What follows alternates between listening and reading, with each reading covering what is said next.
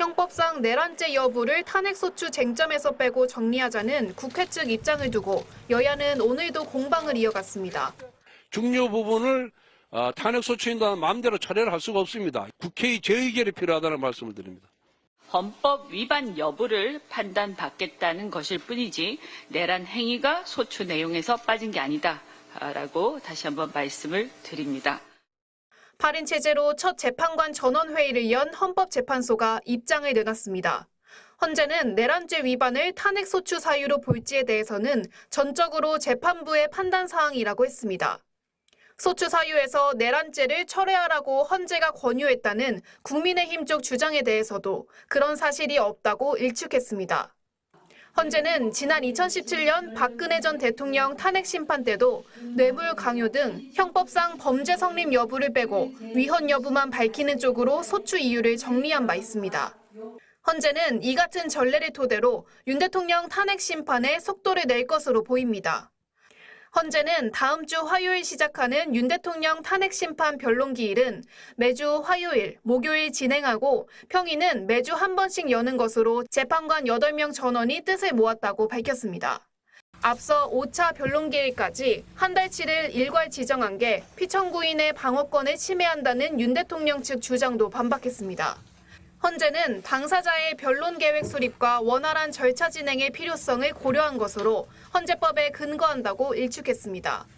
최상목 대통령 권한대행이 국회가 추천한 헌법재판관 중 2명만 임명한 것을 두고 국회가 청구한 권한쟁의 심판은 오는 22일 조기에 변론을 진행하기로 했습니다. MBC 뉴스 김현지입니다.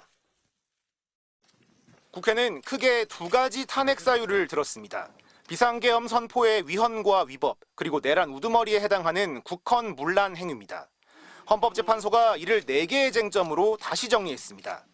계엄 선포 행위, 계엄사령관에게 포고령 1호를 발표하게 한 것, 군과 경찰을 동원한 국회 활동 방해, 그리고 영장 없는 선관위 압수수색입니다. 헌재는 4가지 쟁점은 모두 헌법과 계엄법 위반 여부를 따지겠다고 했습니다. 또 쟁점 2개에 대해선 내란죄 등 형법 위반이 있는지도 판단하겠다고 했습니다.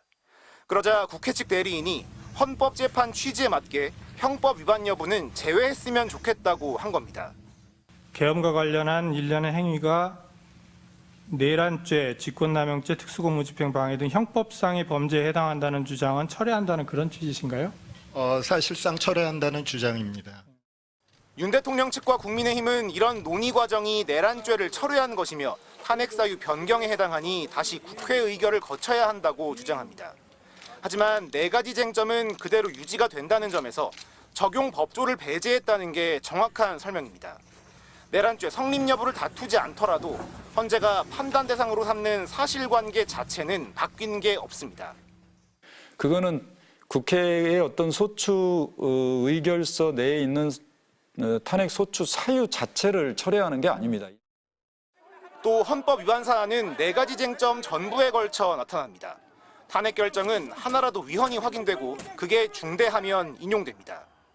탄핵 재판 입장에서는 이런 행위를 한 사람은 헌법적으로 볼 때 그 자리에 계속 있게 해서는 안 되겠다. 그거를 판단하는 것이 전례도 존재합니다. 2017년 박근혜 대통령 탄핵 심판 당시 뇌물죄 등 탄핵 소추 사유 일부를 바꾸자고 앞장선 사람이 권성동 국민의힘 원내대표였습니다.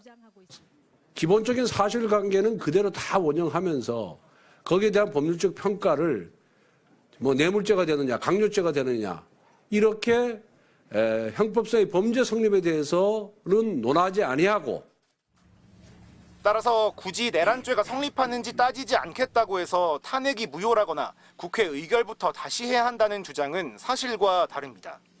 쟁점이 간결해지면 윤 대통령 쪽에 유리할 텐데 왜 반기지 않는 걸까요? 윤 대통령 쪽은 탄핵 심판 서류도 받지 않았고 답변서도 제때 안 내고 있습니다.